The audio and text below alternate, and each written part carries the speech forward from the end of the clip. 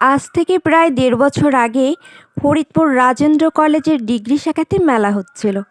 আর সেই মেলার আমি দেখতে গিয়েছিলাম। সাথে ছিল আমার একটি বোন। তো এটা হচ্ছে সবে সন্ধ্যার সময়।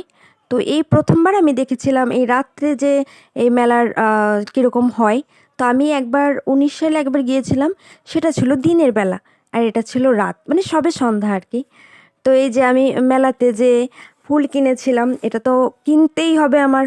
তা না হলে হচ্ছে আমার শান্তি, শান্তি লাগবে না। ফরিদপুর গেলেই আমি ফুল কিনি, এটা আমার অভ্যাস। তো যা হোক মেলাটা ঘুরে, ঘুরে দেখছিলাম।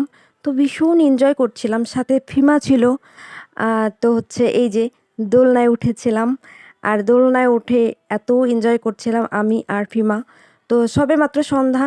এইজন্যই হচ্ছে চারিদিকের সমস্ত মানে আলোকসজ্জা যাকে বলে সেটা দেখা যাচ্ছিল। আর এই যে হঠাৎ করে আমার একটা পাঠকের সঙ্গে দেখা হয়ে গেল।